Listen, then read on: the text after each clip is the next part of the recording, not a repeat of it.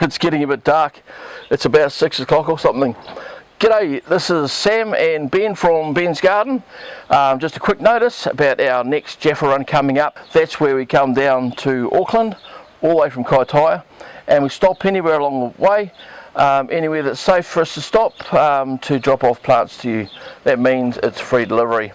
And we'll most likely be going down to Hamilton and then across to Tauranga and Kaitaia and up as well, if we get a few orders from down that way. Otherwise it'll just be Auckland. Oh yeah, our website will be operating if you want to order any of these plants. There are 2 different order forms. I'll tell you about those in a second.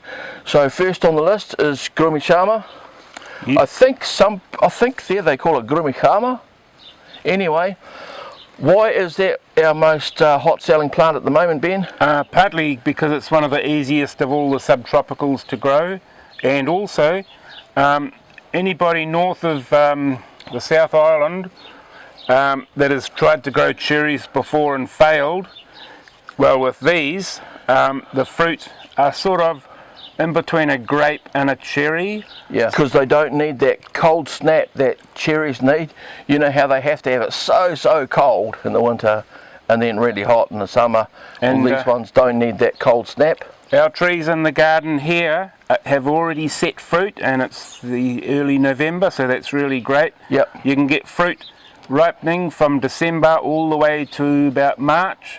Yep. And they get a good season. Yep. Yep. So if you had 2 or 3 of them, you'll right through the summer you'll be picking fruit, because each tree sort of has a different time. Yeah, and occasionally there was one that had some fruit sort of like early summer, and then it sort of weaned off a bit, and then there was another lot that came later on. So things like that can happen. Yep. But you may have heard of different fruit having a word and then cherry on the end, and then you taste them and they're not really all that cherry, like Barbados cherry and this cherry and that cherry. But these ones, well, they have the colour similar to like one of those sweet black Otago cherries, a little bit smaller, but the taste is quite similar, isn't it? Yeah. Yep. And the texture too. You know how you bite into a cherry and there's that crunchy sort of a thing like that? But it's just got a bit of a tropical twist to it. So I'll tell you what, if you haven't got any space for any trees in your garden for one of these, no worries. Think about what these will taste like, and they crop heavily too, eh? Cut something else out. Just pull it out and put this in, because these are that good. They always have this beautiful glossy dark green leaves, and they're very pest resistant. There's no no guava moths, no myrtle rust. You will find the birds will find the tree, but it's such a tight, nice bush that you can very easily put a few stakes around and throw a bit of bird netting around. Because you don't want this happening. So, but Ben said they've got nice leaves, but they've also got good foliage, haven't they? Yeah. Yeah. So those, for sure, for any garden, anywhere, if you don't have space, rip something else out and put that in. They're good, and you only need one. And why would you buy one? You can keep it from around 2 or 3 meters. Yep. Tall. It can go up to 4 or something like that. But if you want to keep them smaller, even growing them in a decent sized pot, you could grow them into something like this sort of size, like a metre tall. Now look at that. Wouldn't that look nice in a big pot? And look, it's setting fruit already. Absolutely covered with fruit set on it. We're going to be picking huge lots of fruit this summer. And just from the size of tree, that could fit inside a decent sized pot and have a nice sort of flowering shrub. But you know, make it a decent sized pot, don't starve it. So there we go, that's one. We've got to get onto some more. So wild cherry, let's do all the cherries just to get the cherries out of the way, and then we're going for the big time stuff, eh? Yeah. So the cherries that we have left, by the way, we only had one grafted Suriname orange cherry left, and it's on Trade Me at the moment on auction. So I think it's up to $63 at the moment. Who knows what it'll go to. But is this a Raro one? No, this is the our special sweet orange strain. from California. Yep. Now these, they used to be known for being quite resinous, but this particular version is pretty nice. Yep. And can be really but nice a good and version sweet. of ring. Yep. If it's got the sweetness with a bit of resinous, then that converts to like a nice tang, a sweet tang, which is what you get there. But some of them just have the tang in it's a bit, you know. But these are a very good one, and there are a lot of people in breeders of these in California who really go into sort of working on the best strains. And for quite a while now, we've been doing this one from a guy who's, well, we thought he's pretty much got probably the best one that we could find anyway. Yep. So they're very nice and sweet. And so they grow into a really nice hedge, about 2 metres high. Yep. And so they don't need too much Look at this clipping. little bit of a hedge here. Yeah. Yep. Yeah, so there we go. So they're great as a hedge, stick them in a line and all of that. So, and you'll get varying yep. sort of... Well, these are root cutting ones, so they're all identical. Yeah. But for the budget one, you can grow your own. Only 35 and it may bucks. even be just as good, or it might even be better. Yeah. The seedling versions of the orange Suriname cherry. So with that, you'll get, as soon as they're seedlings, you'll get more variation, but you probably won't get any. You're not going to get any ones that are really horrible. But what the good thing about it is some of them might be a bit more tangy, some of them might be a bit more tart or more sweet across your different trees that you have in a hedge, and that's good, isn't it? Sort of, you know, go like this and that. Everyone will have their own favourite tree. And it's best to find the really hot, sunniest spot you can for them, because they do prefer a really hot spot. So having said that it loves a hot spot, it's also very cold tolerant. It'll take a few degrees of frost when it gets going. But keep it protective when it's starting off, eh? Yep. But no, Auckland Bay of Plenty, no problem. And so that's the cutting grown one, and that's the seedling one you've shown. Yeah. What about the raro, Ben? Yep. Those. Now you may hear that red Suriname cherries are sweeter than orange. Overall, yes, but these ones are very sweet. I've tasted these in Rarotonga. I was walking along the road around the coast with all the coral sand everywhere, and there was one of these trees just growing right out of the coral, and it was about 5 or 6 metres tall, and I looked closer and there was 2 boys right up high in the tree chomping away, and there was just fruit everywhere, and it was really sweet. Oh, is that a tall tree one? So, well, in the tropics they grow bigger than what they would here. Well, there here you go. You'd probably expect about 3 metres for this one. Yeah. 2 to 3 metres. Yeah. The fruit on average are bigger than the other orange ones, the Californian ones, but good. And you don't need to use up space in your greenhouse, just grow them outside. But boy, if you did put one of those in a greenhouse, we had one that had gotten discarded somewhere in the middle of nowhere, and we thought, oh, we'll lift it back to life, we'll bring it back to life, stuff it in the greenhouse, and 2 weeks later it had flowers on, eh? Yep. And then very short time after, there were fruit, decent sized fruit. If I find a picture of it, I'll put it on there. Sweet as. And that's the seedlings that came from that tree. Yep. There you go. So that's Ben's best selection from Otutaki, and that's from another bloke's selection, best selection from California. What's next on the what's his face? Oh, shall we sell this dog, eh? Orangeberry. Now, these are an Australian bush tucker, and they come from by crikey. Australia, and it grows in the bush and people eat them. And they're tucker. So it's in the citrus family. Yep. Citrus down and eat those. Now this is also best in a really hot little spot, and it tends to grow better if you pinch the tops out regularly to bush it up. It grows to about no more than 2 metres tall, and in Auckland we had them there, and we picked fruit just every week of the year. There'd be several fruit there to pick. So when you do tipping, does that strip the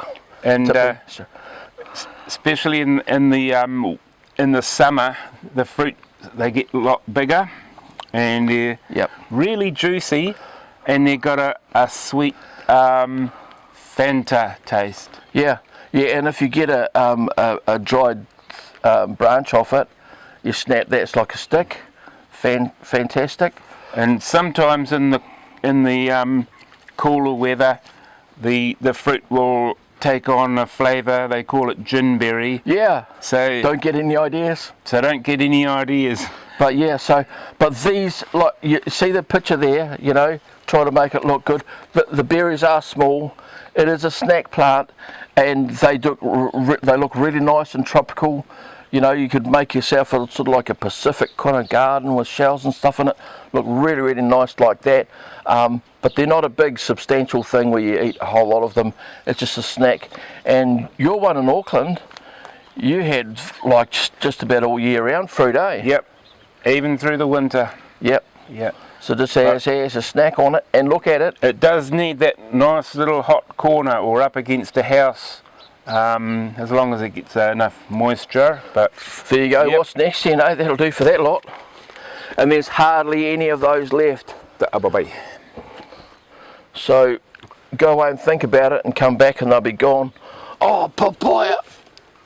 This is our absolute specialty, and we grow loads and loads of these every year, and we supply these to commercial growers.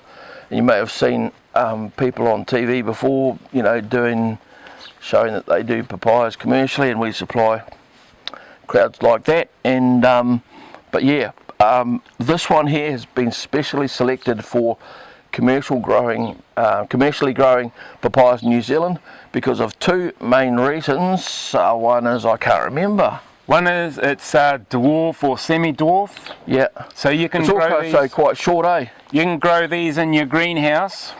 So if your greenhouse is tall enough for you to walk in, it's tall enough to put in one of these. Your first year's fruit, like decent amount of fruit, it might only be this high. If you planted these in November, December, you could most probably be picking your first fruit within 12 months. Yep. In a greenhouse. You'll probably get your first fruit about October, November, December next year. Now with and growing them, like you start them off as early as you can, like around about now, so that it's got right through summer and everything.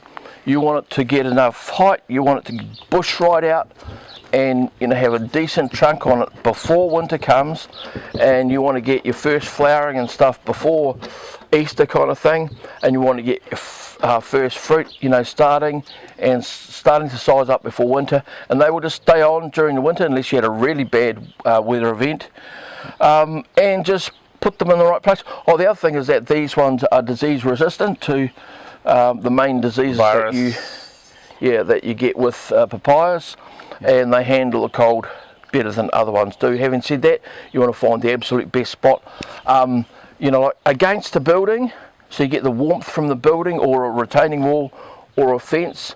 They do a lot better like that. And if you've got something like actually under eaves or whatever is good, but if you want to spend a little bit of money and make a sort of a cage around it, that's really good. But don't put the plastic, you know, too close, otherwise it'll just heat up too much, and you've got to have some ventilation. Have a look at our other video on DIY for a papaya hut, and if you make one of those, you'll get yourself, like, you know, decent fruit, no worries at all. And it'll show you all the steps how to do it. I used to be a what do you call it, teacher. Builder and a teacher as well, a woodwork teacher, so I'll show you step by step how even a third former could stick together one of those kind of things. Yeah. And that's about it. But the fruit on it are probably just about one of the best papayas you can get out there. Red Lady, nice and juicy, and sweeter than the average. And we've seen one of these. For people who grow these commercially, if they look after them really well, you can expect over 40 fruit of sort of averaging about a kilo and a half. But then you growing it in a greenhouse, you know, you might get 30, 40 fruit. But then not in a greenhouse, dial it back a bit down from there, but you know, you'll still get something. In our papaya hut over there, we had, in the last year, maybe didn't seem like much, but if you add them all together, probably a good 20 fruit, just it being in there. And we did lose a lot of capability of having more fruit because at first we didn't have that window on it, and you do need ventilation on a papaya hut because it's all closed in and it can get way too hot in there. If it's way too hot, like, you know, well into the high 30s and 40s and above, you can the flowers can drop off, and then you don't get the fruit. So what I suggest is that if you're making a papaya hut, make sure you put one of those windows, auto opening windows on it, and you can buy those from us. If you've got greenhouses or a papaya hut or anything like that, all you need to do is make a window that can open. If you, well, I've got a DIY how you can make those windows, but otherwise buy a second-hand window. If you can put a window in that hinges in and out, then you can stick on one of those things and it'll automatically open as it gets too hot.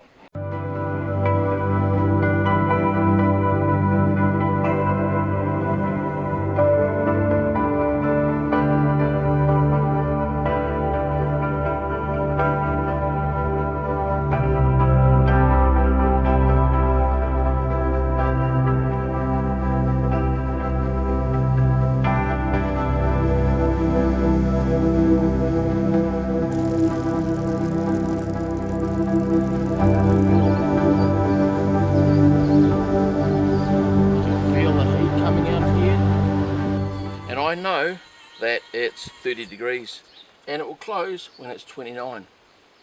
Let's chuck that down. And what else we got, Ben, on the list? Starfruit. Oh, starfruit. Holy moly. Can you bring it over? It might be a bit too big. Now these are these grafted, aren't they? Yep, grafted. These things here should cost a heck of flowers already. Yep. On most all of them. Some of them, flowers already. So these are grafted, and these come from our special starfruit from Hawaii. It's a special variety that's been selected, and I tasted the. Well, we've tasted the fruit here, but I've tasted the fruit, you know, when I selected it in Hawaii, and it's one of the best starfruit I've tasted. It's a bit milder than some, but it doesn't have any of that horrible bitterness. Sweet, mild.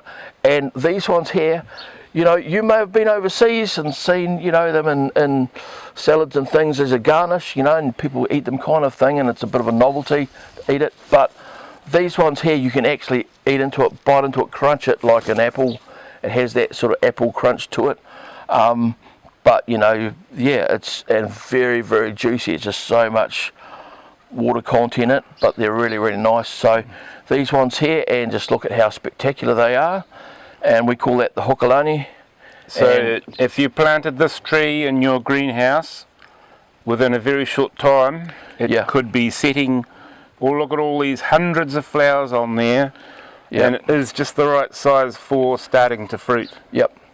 So you can if you're growing those outside, you want a really nice, very sheltered area. They do not like the wind, and that's why they call it the sensitive plant, because so like you go like this,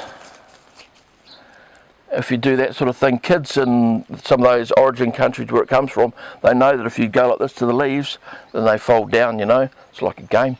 But anyway, but best of all in a greenhouse or some way of keeping it fairly warm and sheltered. But yeah, boy crikey, and you can keep them small, but if you've got space, let it go big, and you'll just get loads more fruit.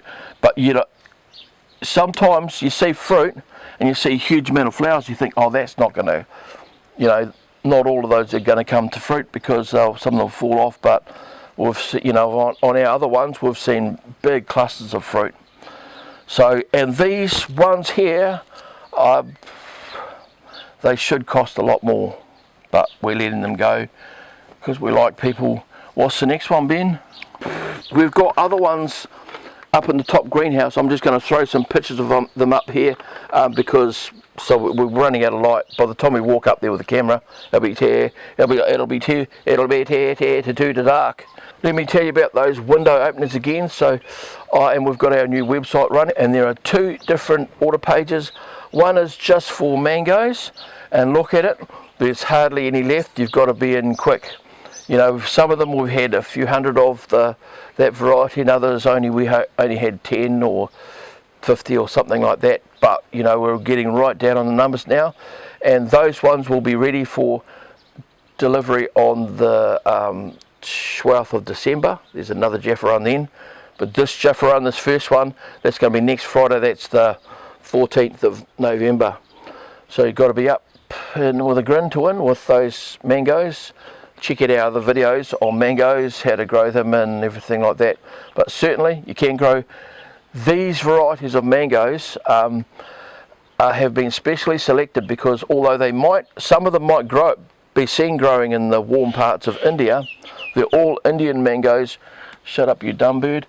And but they're all mangoes that we know are also growing in the northernmost regions of India, in places where people wear puffer jackets in the winter. So, but still, having said that, in a greenhouse they'll do a lot better, and we've supplied commercial growers with those, and they're getting decent fruit off the things, you know, and growing really well. So, but you can grow them outside if you pick a nice warm spot and everything like that. Watch our upcoming guides on more guides about how to care for them. We've got a pruning one coming up too, because that's very important to get the maximum amount of fruit off your mango tree. It's all about pruning, much less about trying to make it grow big. So we've got only a few ones of those left, and don't forget we've got Kaitaia-Auckland. There's a picture of that. Those ones there, the price should be a lot higher, and yeah, but those ones there, you should have a greenhouse for those. Otherwise, yeah, very, very warm spot. Otherwise, you could be struggling. But, yep, a really good strain. Nice fruit on that. And what else? Oh, yeah. Now, don't forget, I'll try and make another video later this week about fans and vents. If you have a greenhouse, or if you're thinking of getting one, you should think seriously about having a combination of a fan and a vent. You could get away with just having the fan and not one of these vents. If you have another window that will always be open, you can guarantee that it's always going to be open when the fan's going to be, you know, exhausting. And then you just set it up with a thermostat so that it turns on when it gets too hot. Because in a greenhouse, even at this time of the year, well, in the summer when it's a bright day, if you forget to close the windows in your greenhouse, 52 degrees is not uncommon. If you open all the windows in your greenhouse but there's very little wind and it's one of those bright sunny days, you can still expect something like 44 degrees is quite common. So in that case, you know, it's not just having windows, because if you don't have the cross breeze and all of that, that doesn't do much. And you know, like, also, how can you rely on those windows being open when you need them to be there? You know, you're out and about, people just get stuck somewhere, come home and things have cooked in there. So the exhaust fan, without fail, it kicks in, you know, when it gets too hot. Our greenhouses, we have them set up so that the fan kicks in at 34 degrees and it runs until it hits 32. And like, especially a big one up the top there, how long does it run before it turns off? Oh, it varies a bit, sometimes just a few minutes. Yep. So, you know, so it doesn't take long for it to take that temperature down, and that's really efficient. And they're very, very cheap to run on a medium-sized greenhouse like a 6 by 3.3. It costs, on a hot day, it'll cost something like 25 cents a day. That's for the fan, and the vents, they cost about ½ a cent a day to run. So there you go. But anyway, so we can be loading those up on our Jaffa-Run too, but make sure you have a look on our thing about the vents and that, and another video, we'll try to do another video before end of this week about that. So there we go, that's the links down there. So if you want to order plants, go on there and order them, and that's the best way to do it. Now, so you see that picture of that mango, looks pretty good, but they're not going out in this Jaffa-Run, November Jaffa-Run, are they?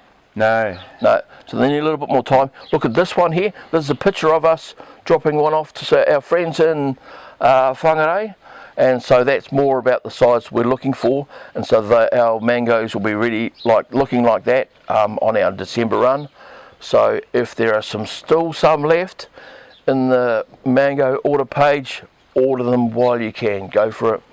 How does the experience go when you order something for the Jaffa-Run? Well, you just let us know what you want, but nowadays we've got this order page, so anything on this list, what we'd like you to do is just to go onto this form here, fill it out, send it off. That means we've got all the information that we need. We don't have to go back and forth and that. And closer to the time, we will email you a list of our itinerary, where we're going to be, at what time and everything like that. We'll have your mobile number, and so we'll just meet you at the agreed place and time. And if something's going funny, like we're running 20 minutes late, we'll call you up or send you a text, everything like that. If you're from Auckland or around the area, we can't go going around, you know, Takapuna and Grey Lynn and everywhere else like that. What we do is we have a pickup point in Hillcrest, and so you'll see what time we're going to be there. And if you want to meet us then, that's cool. Come meet us then and pick them up. But otherwise, we'll drop them off there, and you need to call the number that we send you to arrange a time to come and pick that up. All right. Now, if you are from Tuakau, from Hamilton, from anywhere down in that sort of way, we would like to do extended trip to Hamilton, then Tauranga, Kaitaia, and back up again, and stopping anywhere along the way. But we need to really quickly, we need to hear from people. If you want to order something and have us drop it off in that region, let us know real quick, because if we see a few people want to do that, then we'll say to everybody, yep, that's what we're going to do, and then we can, you know, go from there, organise a time and place, and we'll just make it happen. Otherwise, for everybody else, we're quite happy to deliver these anywhere around New Zealand. So just go onto the order page, order them, tell us the address and all that, thing like that. And if you select the thing that says that you'd like it delivered, we will, within a day or two, we'll tell you what the price is for delivery, and then you pay and we deliver, and that's it. So I better go and edit this video and chuck it up on the thing, so then you can watch it.